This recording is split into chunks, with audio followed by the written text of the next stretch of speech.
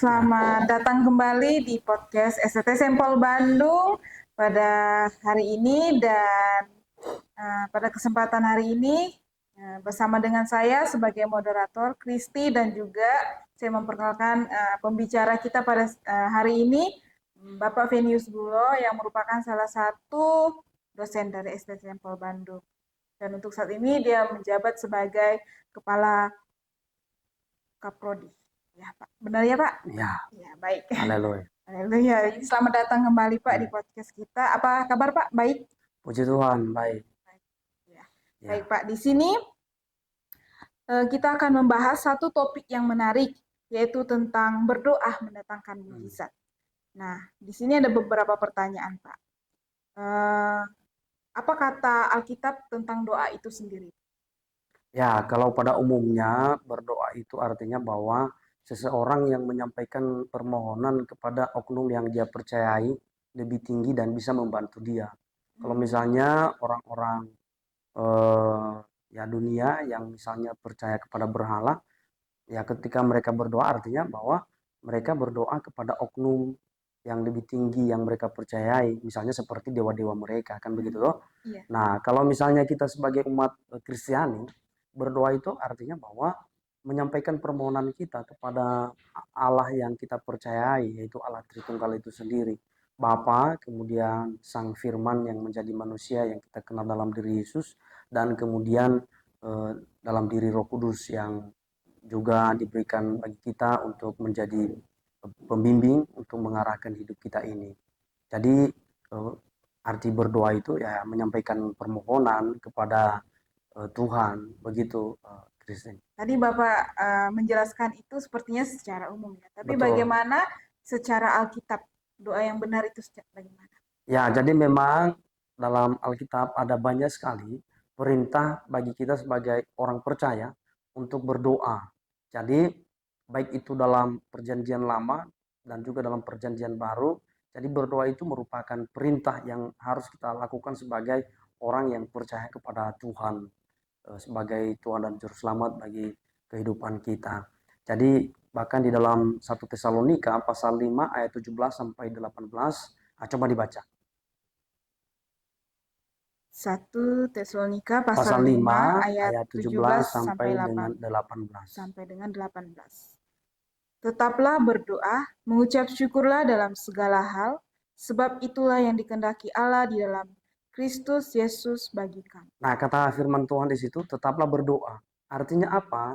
Bagi kita sebagai orang Kristen, berdoa itu merupakan suatu keharusan dan kewajiban bagi kita sebagai orang yang sungguh-sungguh sadar bahwa kita ini bukan milik kita sendiri, tetapi milik Tuhan yang sudah menciptakan, sudah menebus, dan sudah membimbing, bahkan sudah memberkati kita sampai detik ini.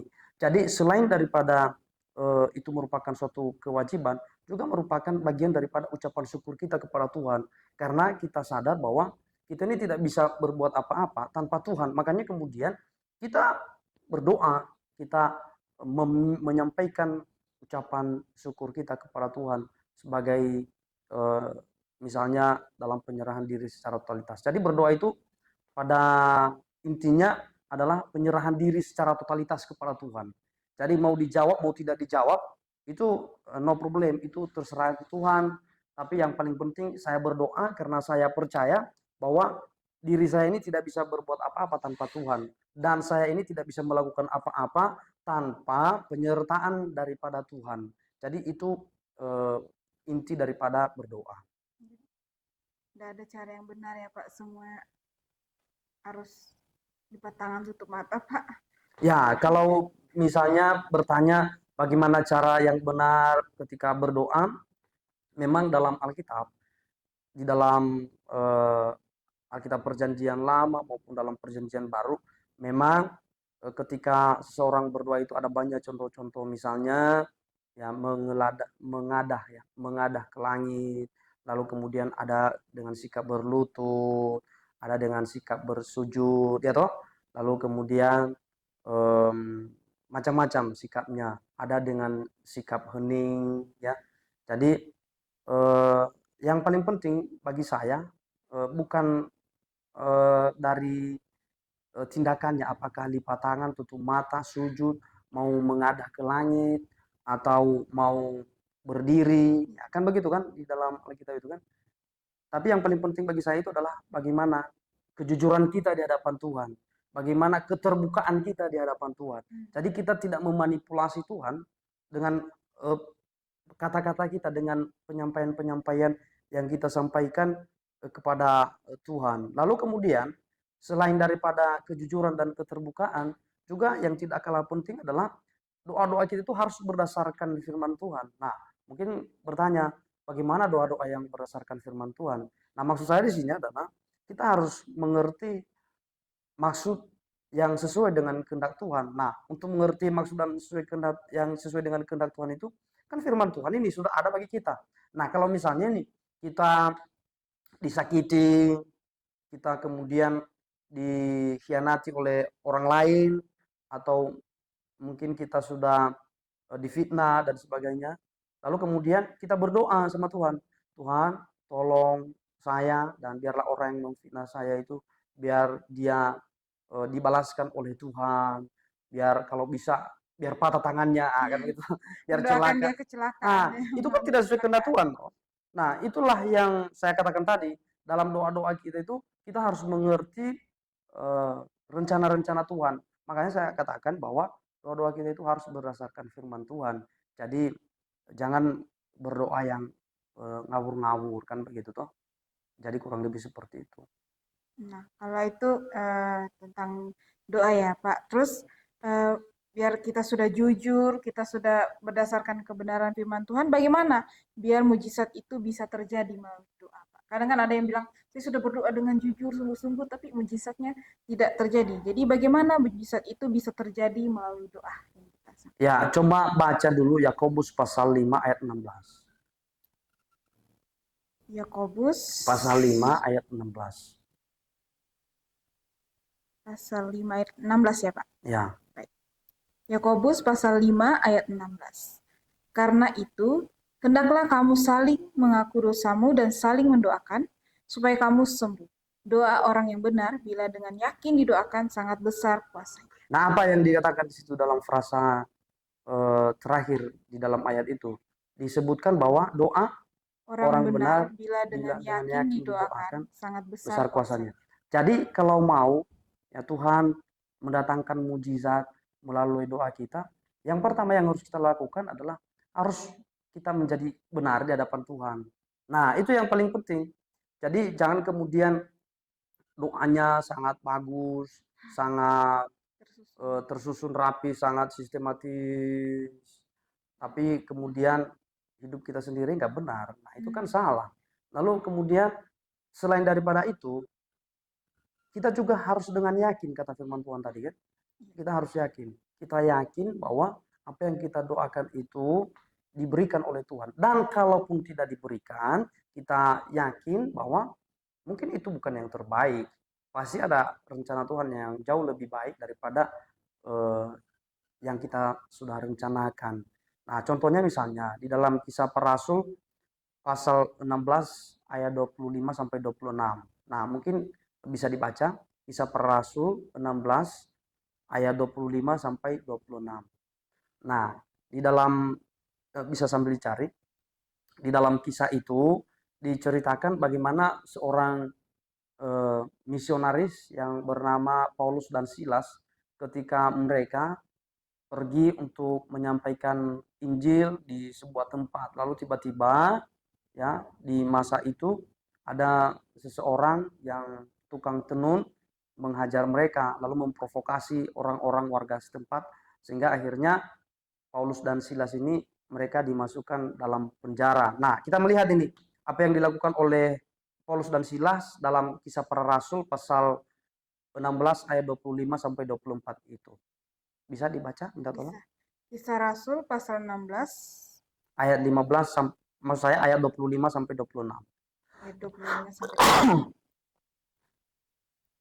Kisah Para Rasul pasal 16 ayat 25 sampai 26. Tetapi kira-kira tengah malam, Paulus dan Silas berdoa dan menyanyikan puji-pujian kepada Allah, dan orang-orang hukuman lain mendengarkan mereka. Akan tetapi terjadilah gempa bumi yang hebat sehingga sendi-sendi penjara itu goyah dan seketika itu juga terbukalah semua pintu dan terlepaslah belenggu mereka semua. Jadi pada masa itu Paulus dan Silas ini mereka sudah dimasukkan di dalam penjara dalam posisi ya kaki dan tangan mereka sudah dipasung ya, sudah dipasung. Lalu mereka tidak bisa berbuat apa-apa lagi. Salah satu yang mereka bisa lakukan adalah hanya berdoa, menyerahkan diri secara totalitas kepada Tuhan.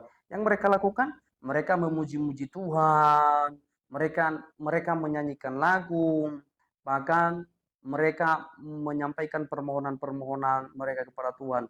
Sehingga orang-orang di sekeliling mereka pun, bahkan orang-orang yang ada dalam penjara itu yang bersama-sama dengan mereka, kata firman Tuhan tadi, mendengarkan mereka toh. Nah, apa yang terjadi setelah mereka berdoa tadi? Gempa bumi yang hebat sehingga penjara itu menjadi roboh. Nah, kalau misalnya dibaca di lanjutan daripada ayat itu disebutkan bahwa pada saat itu mereka semuanya yang ada dalam penjara itu semua aman-aman saja, tidak ada yang terluka, bahkan tidak ada yang kabur. Sampai-sampai suatu ketika kepala penjaranya itu yang menjaga mereka itu sudah mau bunuh diri dia, sudah mau bunuh diri. Lalu kemudian Paulus dan Silas ini menegur dia agar dia tidak jadi melakukan demikian. Paulus ini berkata bahwa mereka aman-aman saja. Jadi jangan mencelakakan dirimu dengan hal itu. Jadi ternyata ya akhirnya kepala penjara ini mengikuti apa perkataan Paulus sehingga yang membuat nantinya kepala penjara ini bertobat juga. Bahkan dia seisi rumahnya memberikan diri untuk dibaptis. Jadi ternyata bahwa doa yang dinaikkan dengan sungguh-sungguh, doa orang benar itu sangat besar kuasanya. Nah, tetapi kita harus melihat juga motivasi berdoa itu apa. Lalu kemudian apakah untuk menyenangkan hati Tuhan atau apakah itu sudah sesuai dengan rencana Tuhan. Nah, itu yang kemudian kita harus pikirkan ketika kita berdoa. Kurang lebih seperti itu. Jadi kalau ketika um, berserah sepenuhnya dan sungguh-sungguh berdoa ya mujizat itu akan terjadi seperti yang dialami oleh Paulus dan Silas. Kalau misalnya yakin dengan sungguh-sungguh apa yang kita doakan, bagi Tuhan itu tidak ada yang mustahil. Jadi sangat kecil bagi Tuhan untuk memindahkan gunung katanya kan. Nah, tetapi pertanyaannya sekarang kalau misalnya kita bilang kepada gunung, gunung gunung Lembang pindah eh, ke Cimahi. Nah, itu kan apa gunanya bagi kita? Kan itu kan pertanyaan ya toh.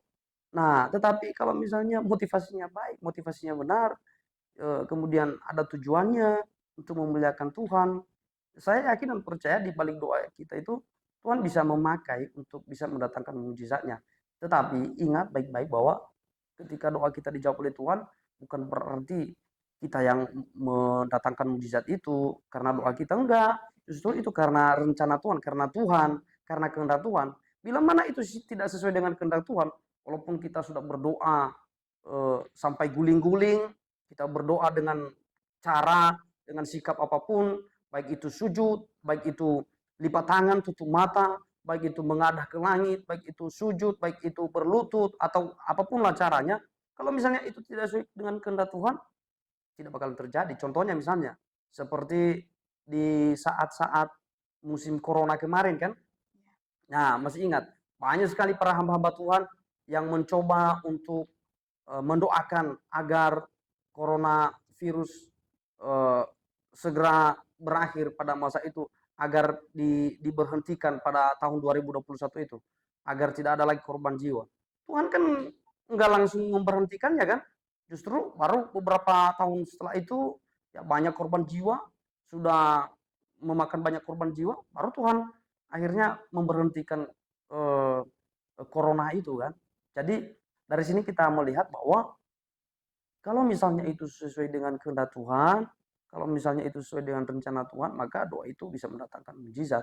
Tapi yang paling penting yang harus kita ingat bahwa rencana dan eh, ya apapun yang Tuhan lakukan itu adalah pasti yang terbaik.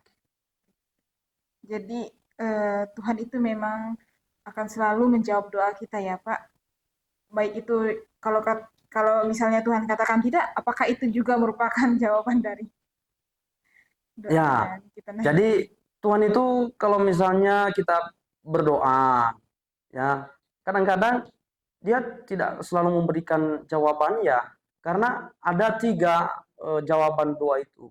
Yang pertama bisa ya, kemudian bisa tunggu dulu nanti, lalu kemudian bisa tidak, ya. Jadi misalnya kalau misalnya ya, ya itu mungkin sudah sesuai dengan kehendak Tuhan. Dan kalau misalnya Tuhan bilang tunggu, ya mungkin belum waktunya, belum saatnya Tuhan memberikan itu kepada kita. Karena bisa jadi kalau misalnya diberikannya itu kepada kita saat ini, bisa jadi untuk mencelakakan kita. Nah, bisa juga jawaban doa itu tidak, karena menurut Tuhan bukan itu yang terbaik. Jadi misalnya, misalnya contoh hal kecil misalnya, misalnya ada orang tua sudah punya anak, misalnya anaknya umur 12 tahun. Nah, tiba-tiba anaknya ini minta motor kepada orang tuanya di umurnya yang 12 tahun. Ya sebagai orang tua yang baik, pasti tidak mau menjawab itu. Pasti dia bilang kepada anaknya, enggak boleh di umur 12 tahun itu. Tidak, tidak. Enggak boleh kamu dikasih motor. Itu mencelakakan dirimu. Ya kenapa tidak dijawab permohonan anak itu oleh ayahnya? Ya karena ayahnya tahu bahwa justru kalau misalnya dibelikan motor buat anaknya ini, justru itu nanti bisa mencelakakan dirinya. Makanya kemudian orang tuanya itu tidak menjawab. Nah, demikian juga Allah dengan kita. Jadi ketika Tuhan itu menjawab doa kita dengan tidak, itu artinya bahwa rencana Tuhan itu justru yang terbaik.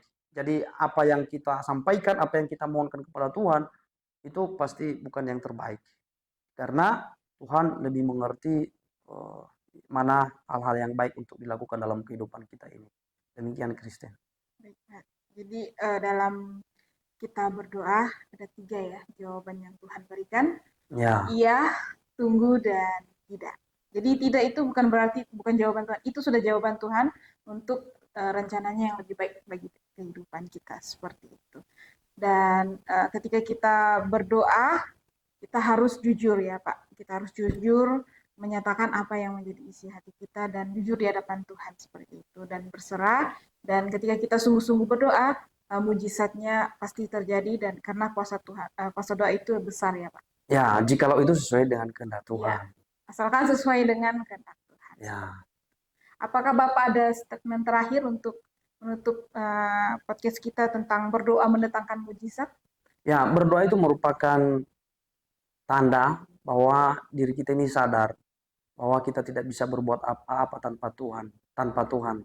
Jadi berdoa itu adalah merupakan penyerahan diri secara totalitas di hadapan Tuhan. Jadi bagi kita sebagai umat Kristiani, bagi kita sebagai orang percaya, berdoa itu harus kita jadikan sebagai gaya hidup dalam kehidupan kita. Jadi jangan hanya sebatas rutinitas, melainkan kita harus menjadikannya sebagai bentuk penyerahan diri secara total kepada Tuhan. Jadi demikian. Kita sama-sama belajar untuk menyerahkan sepenuhnya kehidupan kita kepada Tuhan ya. Baik, Ya, itu saja Pak untuk saat ini dan terima kasih untuk waktunya dan ya, terima sama-sama. kasih untuk sharing-sharingnya mengenai tentang doa Ya, dan bagi penonton jangan lupa di komen, di like, di share agar orang-orang lain juga bisa terberkati dengan podcast kita pada hari ini. Sampai ketemu. Dah.